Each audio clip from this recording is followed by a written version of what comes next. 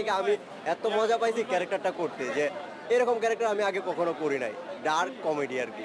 আমার co artist Tanvir ভাই, ঋষাপু, সেতু ভাই যারা ছিল সবাই আমাকে খুবই সাপোর্ট দিয়েছে। সেই জায়গা থেকে আমি এত মজা পাইছি ক্যারেক্টারটা করতে যে এরকম ক্যারেক্টার আমি আগে কখনো করি নাই। ডার্ক কমেডি আর কি। তো সঞ্জয় দার জন্য এটা পুরোটা অবদান সঞ্জয় দার, আমাদের যে ডিরেক্টর, ওনার পুরোটা অবদান। সঞ্জয় দার কাছে কৃতজ্ঞ এবং দীপ্ত দীপ্ত প্লেকে অসংখ্য ধন্যবাদ যে আমাদের নতুনভাবে এইভাবে আবার হাজির করার জন্য, যে নতুন একটা গল্প নিয়ে। তো আমরা চাই যে গল্পটা দর্শক দেখুক এবং তারা বুঝুক আসলে গল্পটা কি বলতে চাই। এই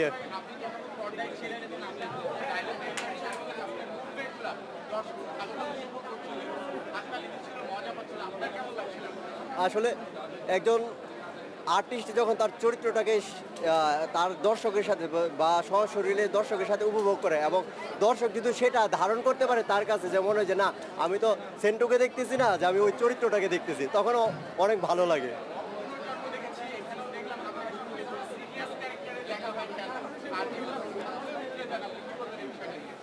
আসলে আমি সব ধরনের চরিত্রই করতে চাই। তো আমি আর্টিস্ট, আমার কাছে চরিত্র আসলে আমি সেই চরিত্রটাকে ভিন্নভাবে, একটা চরিত্রকে ভিন্নভাবে উপস্থাপন করার চেষ্টা করি আর কি।